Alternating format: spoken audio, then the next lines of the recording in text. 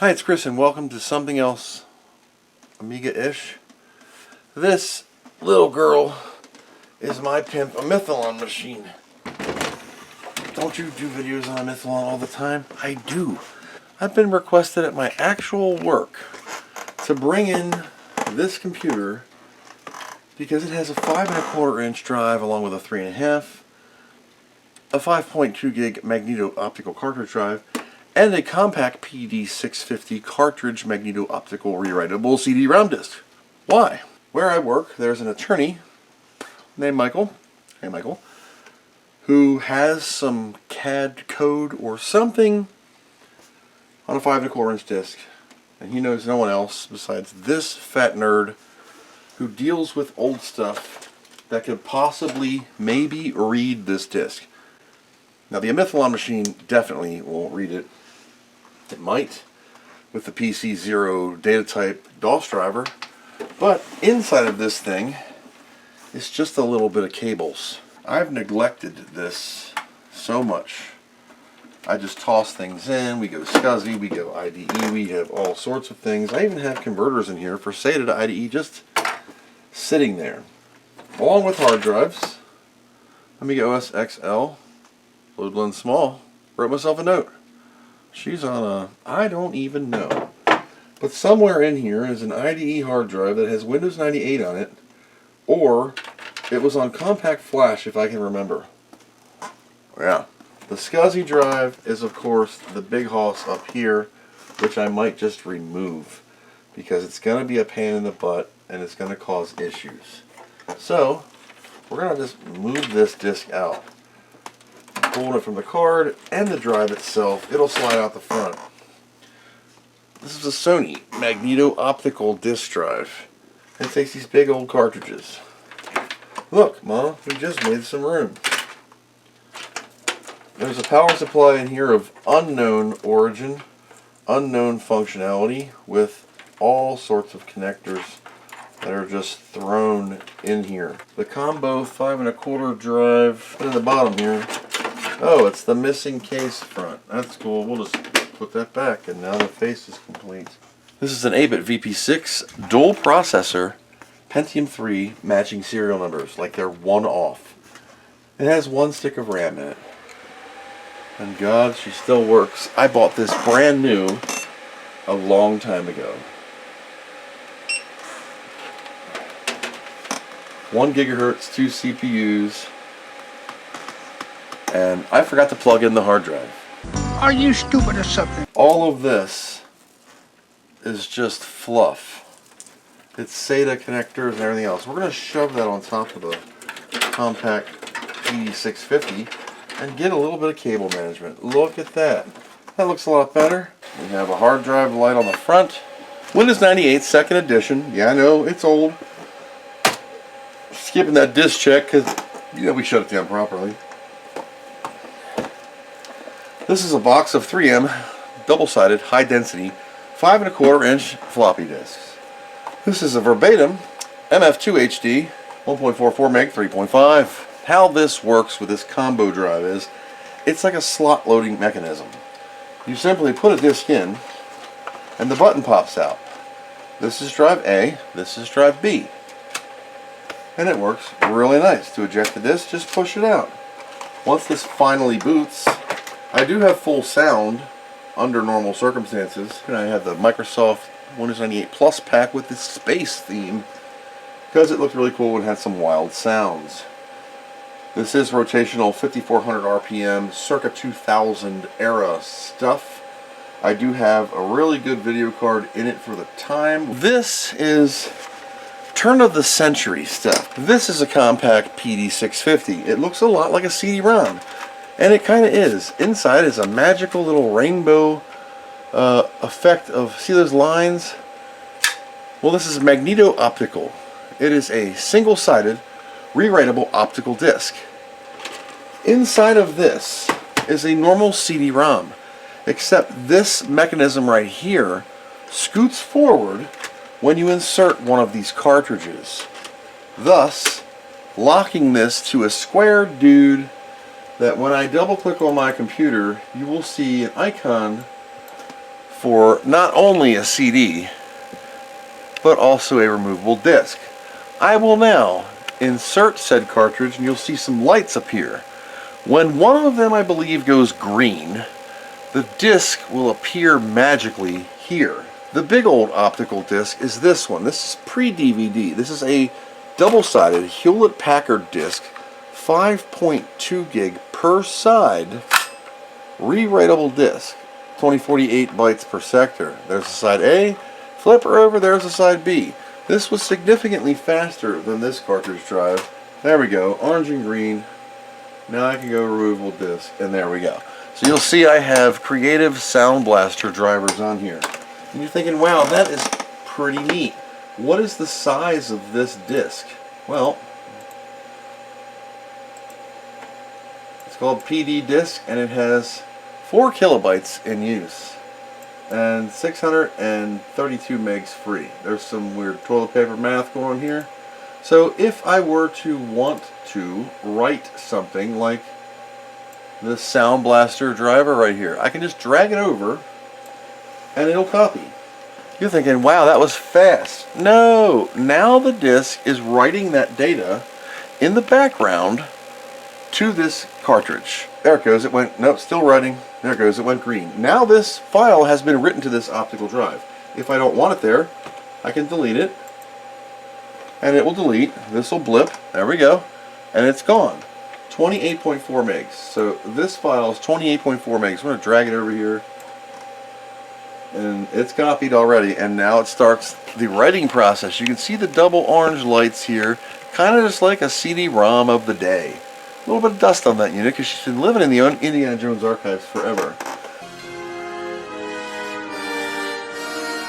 Now I can still use the computer and all is fine and dandy. This will function in the background while I'm writing stuff. Think of burning a disk circa 99 to 2000.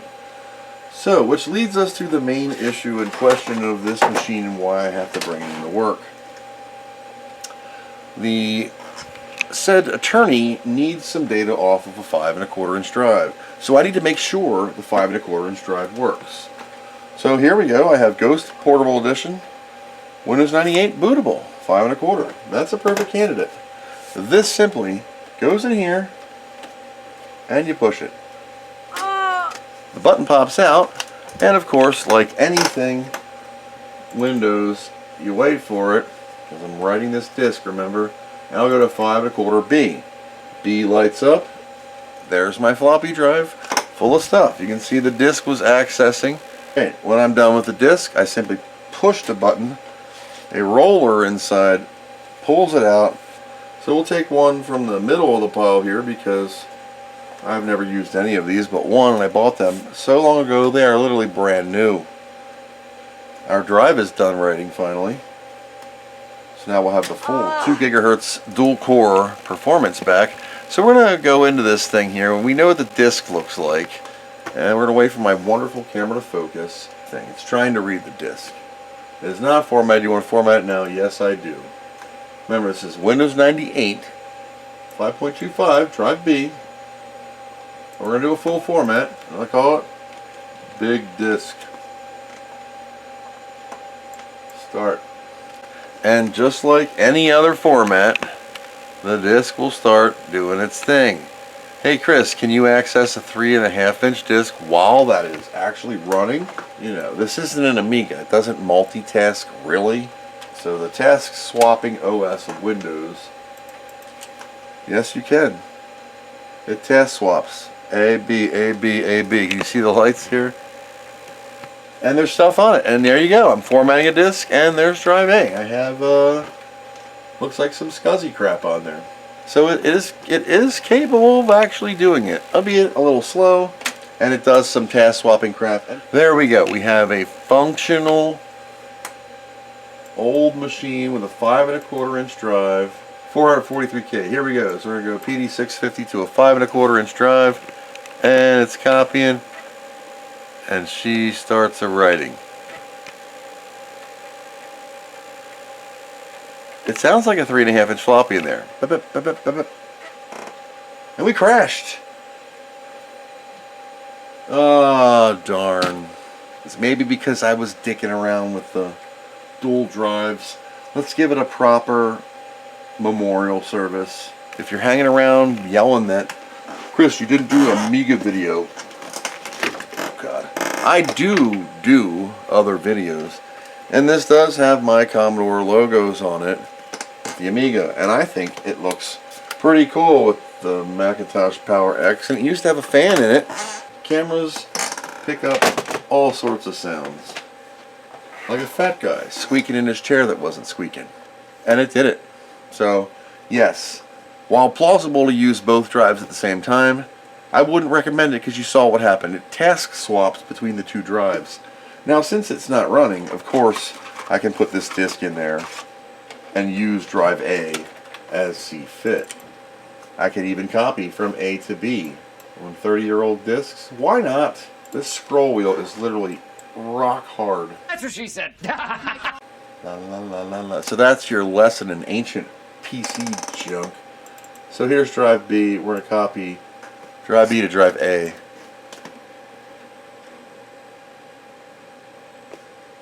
Reading from B to A. PD650.zip. It is copied. I see no lights down below here. So maybe it's so small, just read it all into RAM and it dumps it like X copy on the Amiga. And there it is. 3M made the cartridges. You can still find them on eBay and they're a great drive. They're going to run you about maybe $100 for these things. But for retro computing, if you like using old hardware and crap like I do, we're done. You can pick them up relatively inexpensively. This machine runs substantially well for its time. Flying Toasters Pro, and that's the whole original After Dark. Mike's So-Called Life. This is a play on the Commodore 64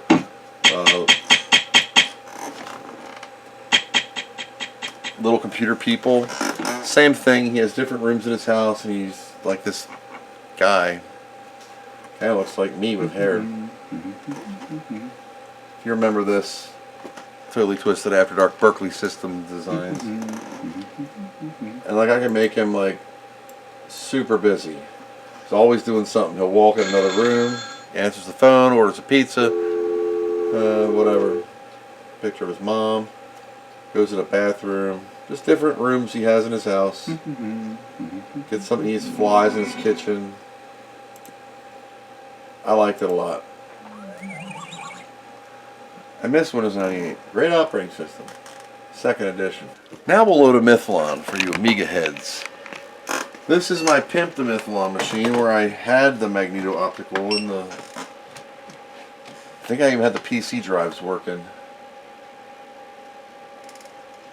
Been so long since I used it. RTG was set up, everything was set up, even USB in the back was set up. We'll see what happens. There's the Boing Ball, 3.9. Remember, this is a 1 gigahertz Pentium 3 from 1998. Dual Pentium 3. Thank you. Oh yeah, she's an RTG like a moaf. I don't even know the resolution, but it's humongous.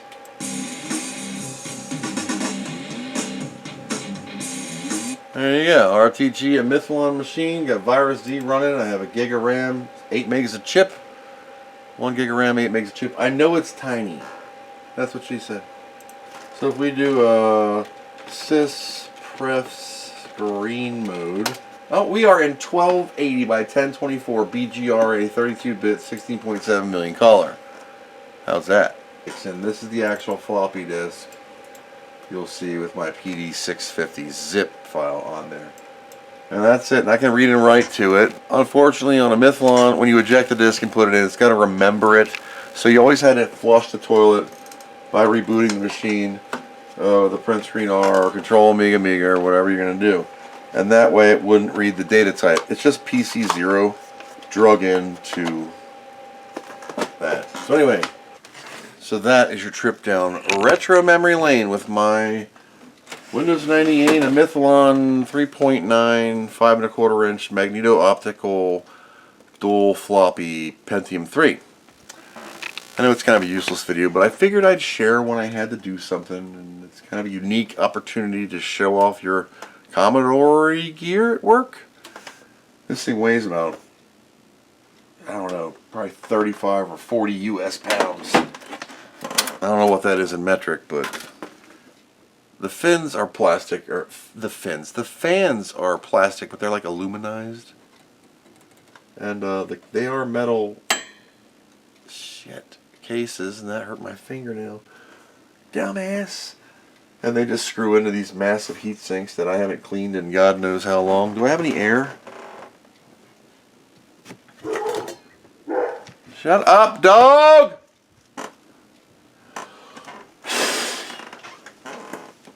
All cleaned up. The reason I have one stick of RAM in here, it's DIMMs, like the DIMMs with the 2 notches. State of the art. And Amiga side doesn't support more than 1 gig usually anyway, so I had no need. Music CDs work, audio works, everything works. We're going to hook it back up to Windows 98, put some MP3s on here in Winamp, and then I was thinking Amiga amp on XL. Maybe mount this hard drive up here so I don't lose it. We'll see you all in the future. Thanks for coming along with an old fat dude for a day. Until next time, thanks for watching, and I hope you learned something.